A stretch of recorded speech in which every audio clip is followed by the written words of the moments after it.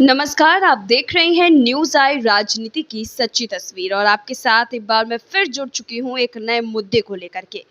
सदन में इस वक्त कितना बड़ा हंगामा चल रहा है ये हर किसी के आंखों के सामने है। जाहिर सी बात है कि जिस सदन में देश के तमाम जनता को लेकर के चर्चा होनी चाहिए, वहां पर आपसी कलह और आपसी विवाद का एक नया जो है नुमाइशपना देखने को मिलता है। इसी कड़ी में एक बार फिर से लोकसभा में अविश्वास प्रस्ताव पर चर्चा के दौरान केंद्रीय मंत्री ज्योतिरादित्य सिंधिया ने अपने पुराने दोस्त राहुल गांधी पर जमकर तीखे तीर चलाए। ज्योतिरादित्य सिंधिया ने कहा कि वे कहते हैं कि नफरत की दुकान में मोहब्बत की दुकान लगाएंगे। इनकी दुकान भ्रष्टाचार, झूठ, तुष्टीकरण, अहंकार की दुकान है। ये केवल दुकान का नाम बदलते हैं लेकिन सामान वही रहता है। सिंधिया ने कहा कि कल राहुल गांधी ने कहा था कि प्रधानमंत्री मणिपुर को भारत का हिस्सा नहीं मानते। मैं बताना चाहूंगा कि प्रधानमंत्री ने उत्तर पूर्व को विश्व के साथ जोड़ने का काम किया। भारत को अलग अलग टुकड़ों में देखने की विचारधारा आपकी है, हमारी नहीं। सिंधिया ने कहा कि विपक्ष को न देश की चिंता है, न पीएम के पद की चिंता है, न राष्ट्रपति के पद की चिंता है।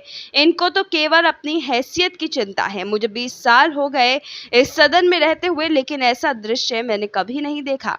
जिस तरह का शब्द पीएम मोदी के लिए इस्तेमाल किया गया है, इसके लिए इन्हें देश से माफी मांगनी चाहिए।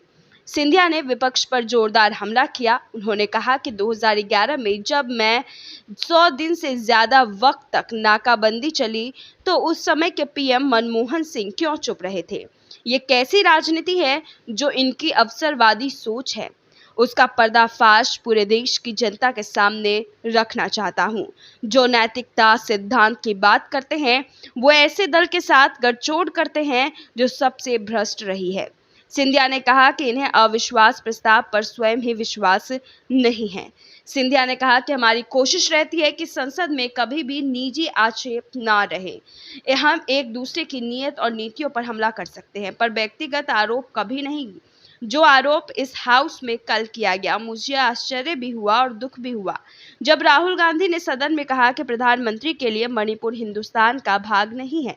जिस पीएम ने उत्तर पूर्वी राज्य को विश्व के साथ जोड़ा है, जिस प्रधानमंत्री का उत्तर पूर्वी क्षेत्रों के साथ दिल का रिश्ता है, जिस प्रधानमंत्री ने भारत को दुश्मनों को उत्तर पूर्वी राज्यों से खदेड़ खदेड़ कर बाहर करके भेज दिया हो, जिस पीएम ने रोम रोम में भारत बसती हो, जिस पीएम ने कश्मीर को भारत का अभिन्न अंग बना के 370 रद्द किया हो, श्यामा प्रसाद मुखर्जी का एक विधान, एक प्रधान और एक निशान को साबित किया हो, भारत को अलग अलग टुकड़ों में देखने की विचारधारा आपकी है, हमारी नहीं।